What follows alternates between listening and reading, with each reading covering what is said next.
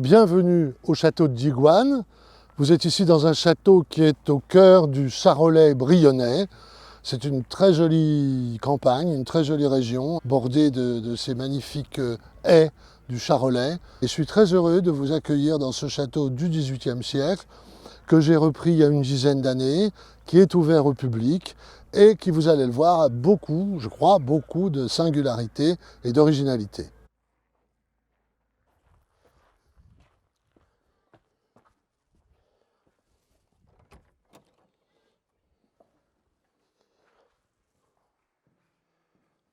Alors ici, nous sommes dans l'entrée, la grande entrée du château de Digoine, avec son grand escalier, et cette caractéristique assez extraordinaire que sont d'abord les consoles avec ces énormes pattes de lion et ces bas-reliefs de Clodion, qui sont plutôt des hauts reliefs que de bas reliefs, et qui sont des scènes évidemment mythiques et aquatiques. Alors, l'histoire de tout ce mobilier, c'est l'histoire de l'hôtel de Bézinval. L'hôtel de Bézinval à Paris, c'est aujourd'hui la résidence de l'ambassadeur de Suisse, et c'était au XVIIIe siècle la résidence du baron de Bézinval, qui était un grand ami de Marie-Antoinette, et qui avait commandé pour sa salle de bain, au sous-sol de son hôtel de Bézinval, une salle des bains avec ses consoles, avec ses bancs, et avec ces décors extraordinaires qu'il avait commandés au sculpteur Clodion. Et puis, au fil du temps, à la fin du règne du comte de Chabrilan à Digoine, les originaux de ces fresques de Clodion ont été remises ou vendues au musée du Louvre. Donc les originaux sont au Louvre, et ici ce sont des copies en plâtre qui ont été faites, mais il se trouve qu'il reste un original. Il en reste un dont les historiens se disputent et discutent pour savoir s'il est de Clodion ou s'il est d'un autre sculpteur de l'époque, mais en tout cas c'est un original et à mes yeux le plus beau, et je vais vous le montrer.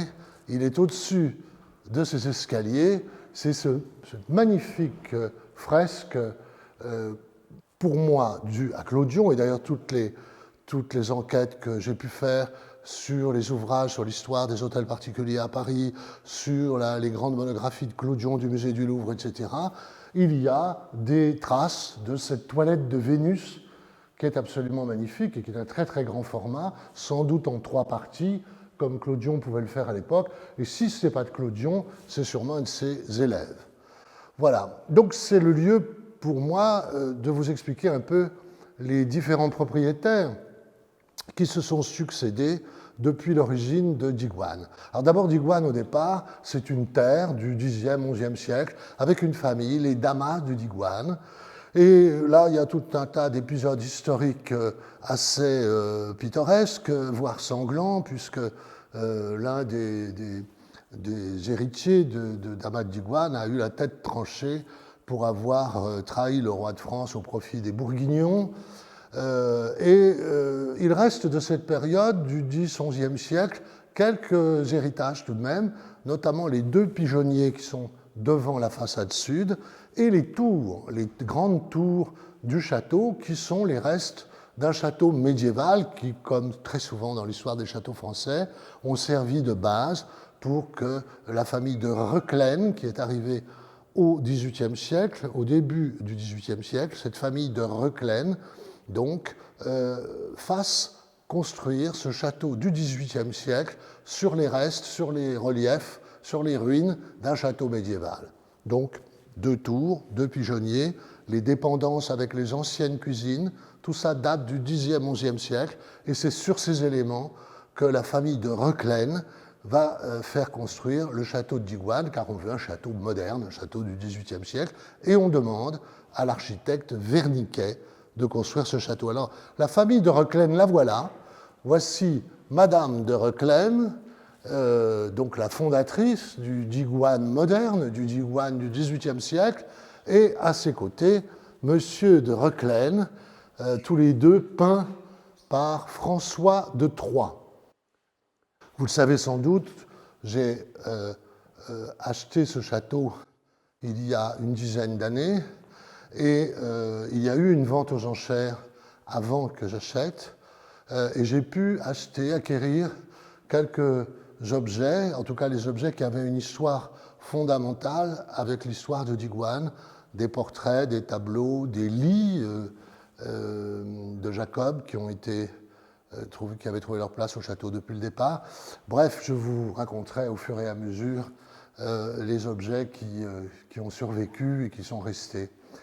Bien entendu, j'ai interrompu l'histoire tout à l'heure, alors je fais encore un petit flashback. Il est évident qu'après la famille de Reclène au XVIIIe siècle, c'est la famille de Chabrilan. Mais ça est toujours la même famille, parce qu'en fait, les noms sont différents. Il y a des héritages masculins, des héritages féminins, mais les Chabrilan sont les cousins des Reclène, et donc il y a une longue suite qui fait que le château est resté dans la même famille. Pour moi, chaque nom a un siècle, au fond. La période médiévale, c'est les deux damas de Digoine. Ensuite, au XVIIIe, c'est les deux Reclène. Et celui qui va marquer le XIXe siècle, c'est le comte de Chabrilan. Le comte de Chabrilan qui va, lui et son fils, les deux Chabrilan, vont transformer Digoine en un lieu extrêmement couru. Ils sont très mondains, les Chabrilan, ils vivent beaucoup à Paris. Et c'est le comte de Chabrilan qui a été l'un des aides de camp de Napoléon, qui a fait toutes les campagnes napoléoniennes, la Russie, etc. Et c'est lui qui va construire le petit théâtre dans les annexes médiévales, les anciennes cuisines, la chapelle néogothique, la bibliothèque et la serre. Bref, tout ce qu'il y aura d'un peu esthétique et d'un peu original, on le doit à ce Chabrilan du XIXe siècle. Et moi, je suis arrivé après la famille de Croix, qui, dans les années 1900, cette famille de Croix a repris le château après le dernier des Chabrilan, M. Dideville, enfin, il y a tout un tas de cousinages qui, à la fin du 19e et au début du 20e, ont pris la suite. Et c'est la famille de Croix qui a aussi fait des aménagements et se sont transmis. Voilà. Mais j'ai acheté le château en 2011, je crois, après une longue indivision.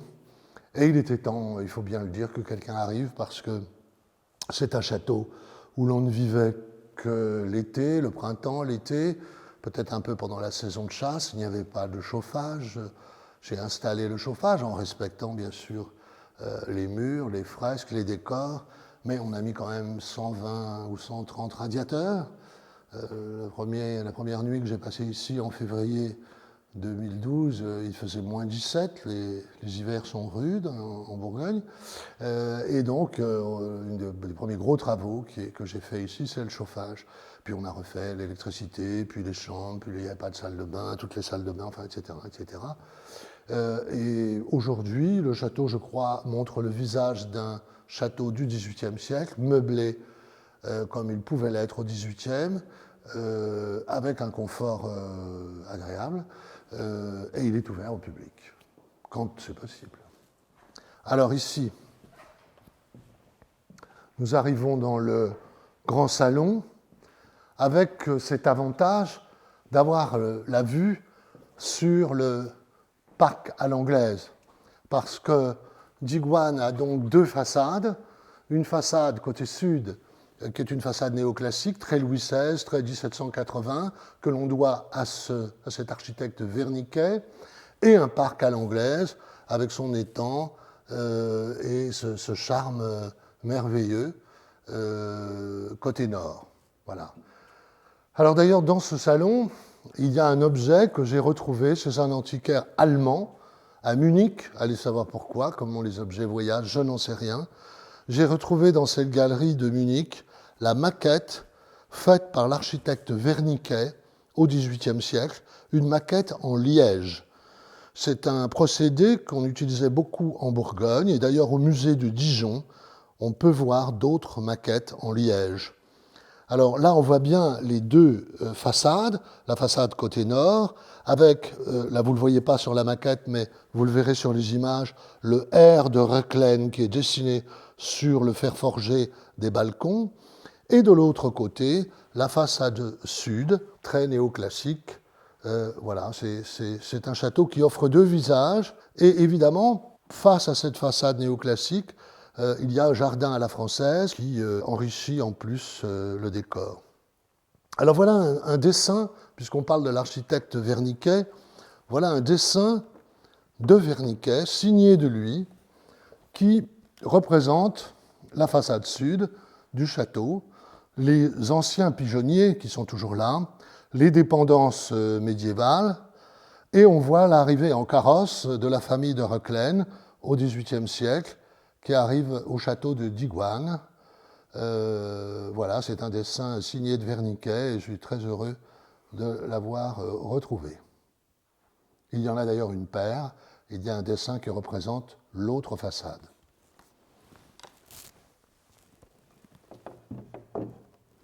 Alors ici, je répondrai à vos questions, mais je ne vais pas détailler tous les tableaux. Il y a des tableaux représentant Mademoiselle de Blois, Mademoiselle de Nantes.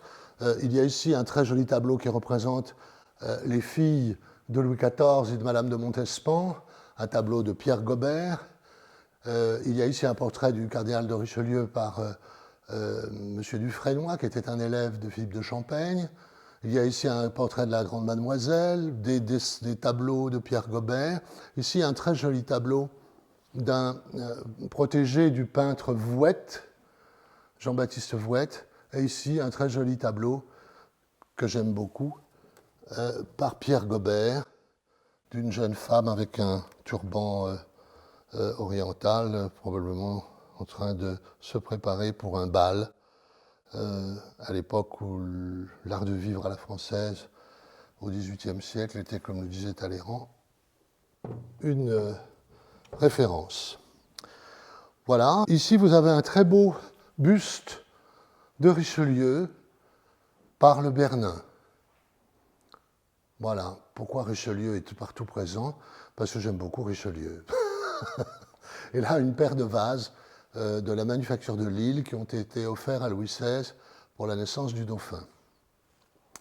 Alors, ce qui est remarquable ici à Digoin, et ce qui était assez formidable et m'a beaucoup séduit quand je l'ai visité la première fois, c'est l'enfilade des salons, comme on peut le voir dans les grands châteaux du XVIIIe, cette très belle enfilade, et surtout les dessus de porte, les grisailles qui sont restées intactes, qu'on a un petit peu nettoyées, on ne les a pas touchées surtout, mais on les a nettoyées un petit peu. Si vous remarquez, au fil de l'enfilade des salons, les grisailles sont restées telles qu'elles ont été faites à la création du château. Oui, alors là, nous allons traverser pour la salle à manger.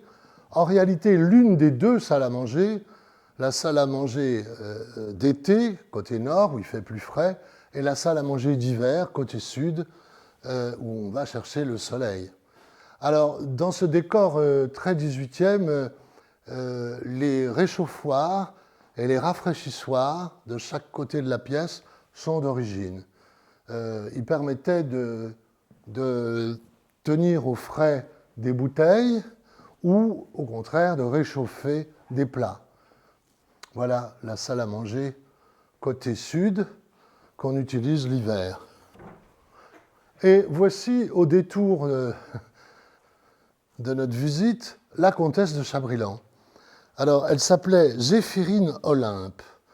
C'est un joli prénom, un peu démodé. Zéphirine Olympe de Choiseul-Gouffier, son nom de jeune fille, comtesse de Morton-Chabrilan. C'était donc l'épouse du comte de Chabrilan. Et c'est un tableau que j'ai trouvé dans une vente publique il y a 3 ou 4 ans. Et je suis très heureux de l'avoir, cette comtesse, revenir dans sa maison qu'elle n'aurait jamais dû quitter. Voilà. Et donc voilà, ces fameux réchauffoirs et rafraîchissoirs qui sont donc de l'époque du XVIIIe. Il y a ici 2 grands tableaux qui sont assez spectaculaires. Vous l'aurez compris, j'aime beaucoup les oiseaux. Je préfère les voir vivants que morts, mais enfin là, ce sont des oiseaux qu'on a naturalisés et qui ont péri malheureusement. Et vous avez ici 2 grands portraits, l'autruche et le casoar, peints par Francis Barlow. Francis Barlow, c'est un peintre, un dessinateur qui, au XVIIe siècle, a illustré les fables d'Ésope. Vous savez, ce fabuliste qui a inspiré beaucoup La Fontaine. Voilà, ce sont d'extraordinaires tableaux que j'avais pu acheter il y a des années au marquis de Bath, qui est le château de Longleat en Angleterre. Et ils étaient dans le hall du grand château de Longleat. Et le marquis de Bath, qui avait un joli petit grain, était très sympathique, avait transformé le parc de son château en parc animalier. Il était un peu fou d'animaux et d'oiseaux, et il avait ces deux grands tableaux. Alors c'est très intéressant parce que Francis Barlow a représenté cette autruche au milieu des ruines et des obélisques et des pyramides égyptiennes, et en même temps, il lui a ajouté des bas à résille, ce qui est quand même assez peu fréquent chez les autruches. Alors là, c'est toujours dans l'enfilade, c'est une chambre de repos, avec, comme il en existait beaucoup, avec un joli parquet Versailles, un portrait. Bon, ça, c'est ma déformation professionnelle, c'est parce que j'aime beaucoup l'histoire. Donc là, c'est un portrait de la reine Christine de Suède, par Voet. Et sur la très belle commode, il y a les frères Montgolfier, en plâtre et en terre cuite, les inventeurs de la montgolfière. Ici, une jolie jardinière. Il y a un plateau en marbre, donc on ne peut plus voir que c'est une jardinière, c'est bien dommage d'ailleurs, je vais l'enlever, je remettrai des fleurs et des plantes là-dedans. Cette jardinière est l'œuvre du décorateur Adam. Vous savez que les frères Adam, qui étaient des décorateurs, des architectes écossais, ont fait énormément de décors merveilleux dans tous les grands châteaux anglais. Ils se sont beaucoup inspirés des décors italiens. Et dans un des châteaux qu'ils ont fait en Écosse ou en Irlande, il y avait des boiseries comme ça, avec ces couleurs, ce vieux rose, ce vieux vert pâle, et il y avait des meubles faits dans le même bois et dans les mêmes couleurs. Voilà, et dans une vente, j'avais trouvé cette jardinière il y a fort longtemps. Voilà, elle a trouvé sa place ici, finalement.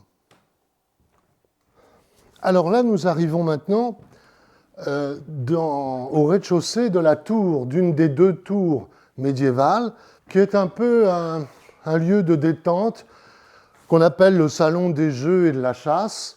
Vous avez ici une vue et un accès directement sur le parc. Vous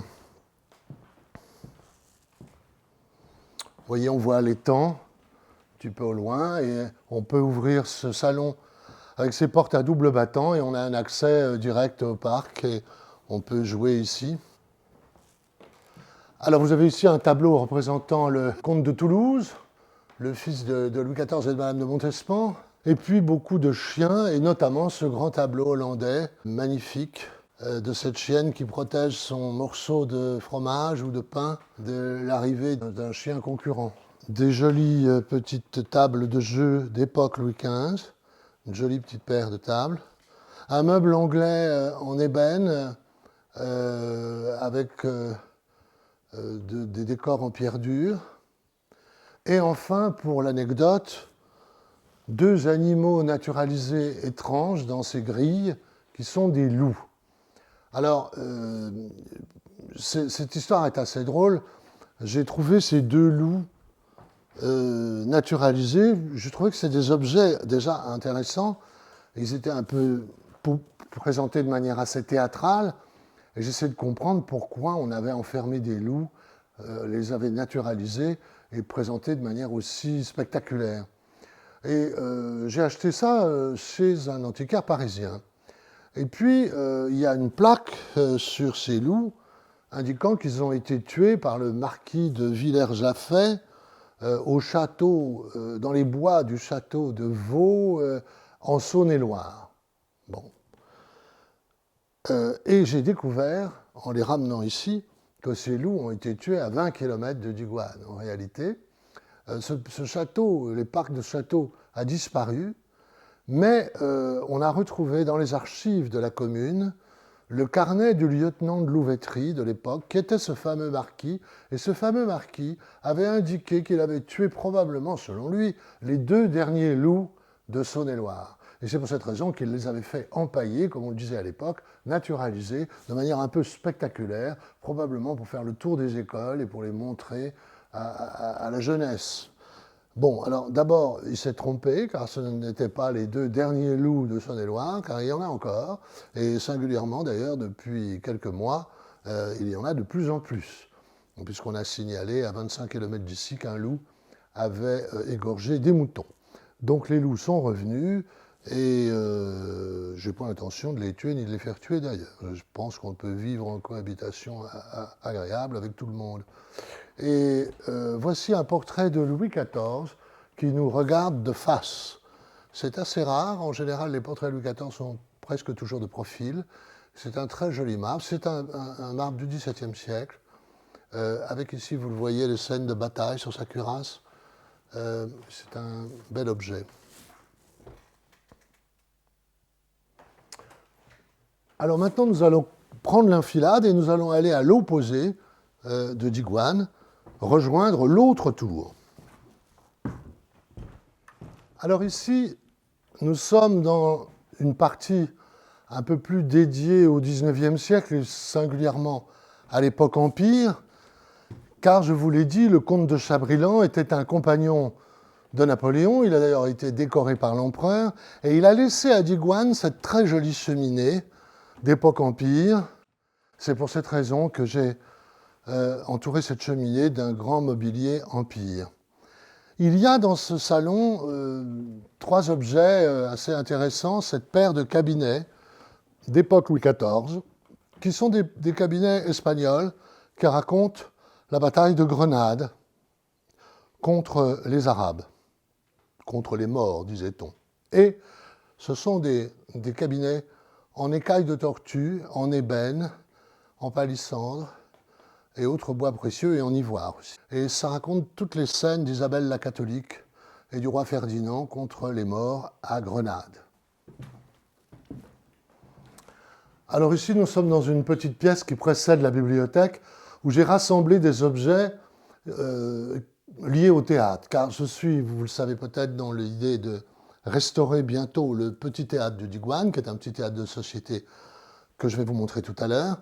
Et je vais essayer de recréer la loge de Sarah Bernard, puisqu'on a eu la chance à Digoine de voir Sarah Bernard et Offenbach, qui ont été invités par la comtesse de Chabrilan et qui sont venus. On a même des programmes où on voit qu'Offenbach a participé à des pièces et a joué les valets de comédie.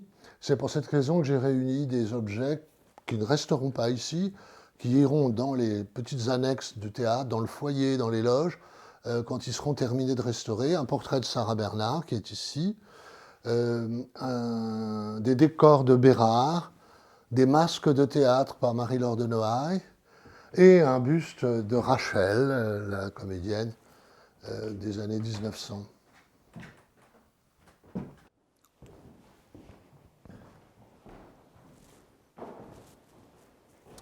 Alors ici, nous sommes dans la très jolie bibliothèque de Digoine.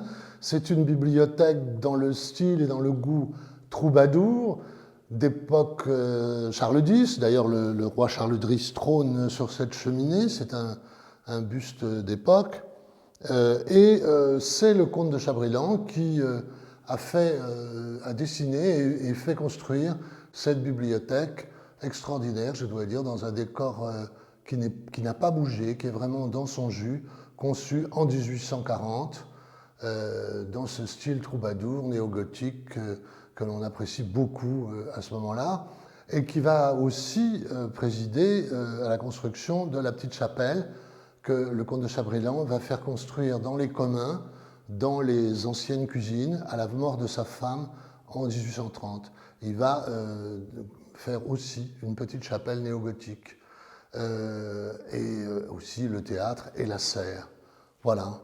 Alors dans cette bibliothèque, il y a des livres évidemment anciens, qui sont des livres de ma collection, tous, mais j'ai aussi une autre bibliothèque à l'étage dans un appartement que j'habite, où je suis la plupart du temps d'ailleurs, puisque Digoine a pris de plus en plus d'importance dans ma vie et je vis beaucoup à Digoine pratiquement toute l'année maintenant. Et donc j'ai une bibliothèque de livres modernes que je consulte tous les jours, dont j'ai besoin pour mon métier et puis pour ma passion. Donc voilà la bibliothèque de Digoine, qui est très originale, et dans laquelle nous n'avons pas mis le chauffage. C'est la seule pièce dans laquelle on n'a pas mis de radiateur, car tout le monde, à commencer par les architectes, m'ont déconseillé. Cette pièce n'a jamais été chauffée, et on m'a expliqué que si on la chauffait par un radiateur ou autre, le bois pourrait exploser, les boiseries pourraient être dégradées. Donc on a préféré ne pas prendre ce risque et conserver la merveilleuse bibliothèque du comte de Chabrilan. Ce comte de Chabrilan qui a été anobli par Napoléon et qui avait la fâcheuse tendance de mettre ses armes partout. Vous voyez cette tour avec sa patte d'ours qui est sur la cheminée, mais elle est aussi présente ici sur les vitraux, un peu partout. Maintenant, si vous voulez bien, on va aller voir le théâtre et les autres joyaux que Digoine recèle autour de la maison. A tout de suite. Alors voilà, nous entrons maintenant dans une des curiosités restées exactement dans son jus, une des curiosités de Digoine, le petit théâtre.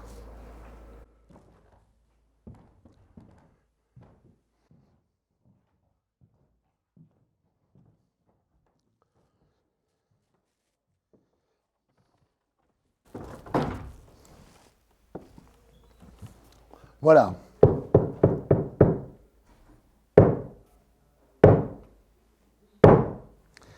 Alors, pourquoi un petit théâtre à Digoine ? Vous le savez bien sûr, ces théâtres, ces châteaux étaient éloignés, bien entendu, de toute possibilité de divertissement. Et ces petits théâtres de société, qui étaient assez fréquents dans beaucoup de grands châteaux français, il y avait, depuis le XVIIe siècle, et beaucoup au XVIIIe et beaucoup au XIXe, des théâtres de société où l'on pouvait jouer des petites pièces, des comédies, mais aussi des concerts. Et ces théâtres étaient destinés, bien sûr, à divertir les habitants du château, qui en général venaient à la campagne, comme ici à Digoine, non pas pour 3 ou 4 jours, comme on le fait aujourd'hui grâce au TGV, puisqu'on peut partir le matin de Paris et rentrer le soir à Paris. À l'époque, quand on venait à Digoine, on y venait pour 3, 4, 5, 8 semaines, avec les domestiques qui suivaient, les mâles, tout ça était stocké dans les étages, et évidemment, on composait, on créait des impromptus pour se divertir, mais aussi pour faire plaisir à la maîtresse de maison. Par exemple, on a retrouvé des programmes de pièces qui se sont jouées sur cette scène, qui étaient au fond des impromptus destinés à se moquer un peu des invités, à les mettre en scène, à créer des intrigues entre eux, amoureuses ou autres.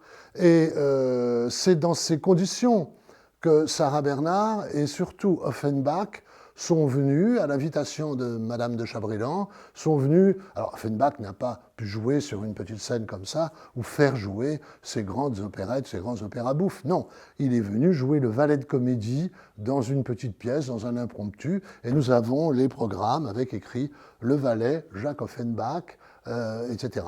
Alors, ce théâtre est dans son jus, c'est-à-dire on le situe, sa construction, aux environs de 1830-1840, sont indiqués sur le premier balcon tous les blasons et les armes des familles cousines du comte de Chabrilan, avec bien sûr les armes du comte de Chabrilan au-dessus de la scène. Hormis le rideau qui a été restauré à l'initiative de mes prédécesseurs, de la famille de Croix et de M. Damarzy, qui m'a précédé et qui a mis beaucoup d'énergie là-dedans, hormis le rideau qui a été parfaitement restauré, c'est un rideau que l'on doit à Cicéry. Cicéry a fait énormément de choses, sous Napoléon III notamment, à la Comédie Française, à l'Opéra Garnier, et même dans les châteaux de Compiègne et Fontainebleau. Donc maintenant, ma tâche est de restaurer le reste. Alors, on a été beaucoup ralenti par des études, par des plans, quantité de choses, puis le Covid est arrivé là-dessus, mais je crois pouvoir dire, il faut se méfier des promesses, mais je crois pouvoir dire que le théâtre sera à nouveau dans son habit neuf à la fin de cette année ou au printemps prochain. Voilà. Pourquoi? Parce que, bien sûr, il faut respecter la patine, l'âme de cet endroit. Il n'est pas question de redorer tout ça et d'en faire une espèce de meringue. Non, voilà, non. Il faut nettoyer ce qui peut l'être. D'ailleurs, on voit très bien quand une dorure n'est pas nettoyée, ici, et quand elle est nettoyée, eh bien, la dorure, pour moi, à mes yeux, est largement assez brillante. Ce n'est pas la peine de redorer tout ça. Il faut nettoyer, il faut restaurer les plâtres un peu partout, restaurer le papier quand il se décolle, car tout ça est en bois et en papier.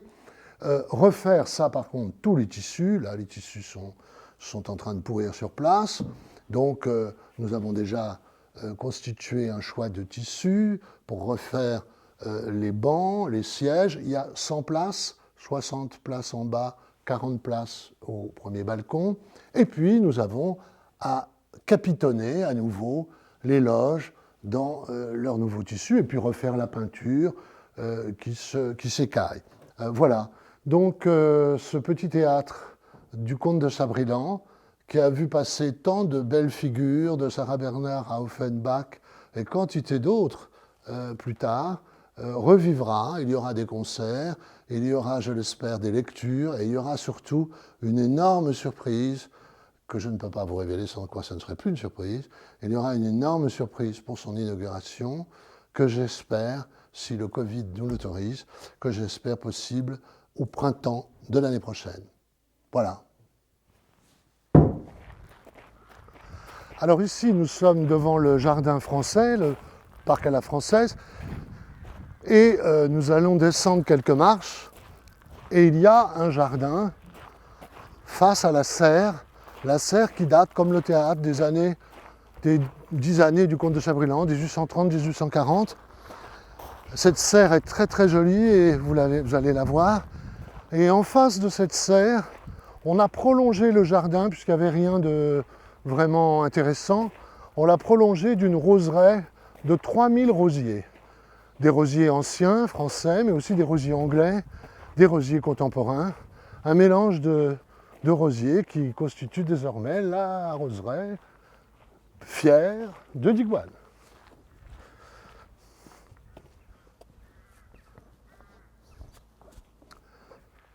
Voilà la serre. Alors en ce moment, avec le petit coup de froid de l'autre jour, le petit coup de gel, ça a été un petit peu heurté, mais enfin nous avons ici des tapis de myosotis bleus sur lesquels des tulipes noires et roses, un mélange de tulipes noires et roses, poussent en général, et tout ça à la fin du mois d'avril et au mois de mai rivalise de beauté avec les pivoines et surtout les 3000 rosiers qui finissent le jardin dans des chambres d'ifs. Les chambres d'ifs entourent tous ces rosiers de différentes variétés, des rosiers tiges, des petits rosiers, des rosiers anglais, des rosiers anciens. Et la serre c'est un autre monde. Alors voilà, nous sommes dans cette serre qui est une serre que l'on doit au comte de Chabrilan, qui a été restaurée, et dans lesquelles j'ai planté des plantes siciliennes. Ça n'étonnera pas ceux qui me connaissent et qui savent que j'ai une propriété en Sicile. Tous ces bougainvilliers, ces palmiers, ces jasmins et surtout ces énormes agaves qui ont pris des proportions extraordinaires viennent de Sicile, et ça a l'avantage pour moi d'être des plantes très faciles à entretenir. Je n'ai ni le temps ni le personnel pour avoir des serres tropicales, exotiques, magnifiques, qui exigent un entretien minutieux, précieux, des taux d'humidité, etc., etc. Bon, j'ai décidé d'aller au plus simple et de faire une serre de plantes méditerranéennes de Sicile qui me permet de traverser la cour d'honneur et d'aller en Sicile quand la Sicile me manque. Et vous ne pouvez malheureusement pas ressentir les parfums, mais je peux vous assurer que ça embaume le jasmin en ce moment. Il y a aussi des pamplemousses, des orangers, des citronniers.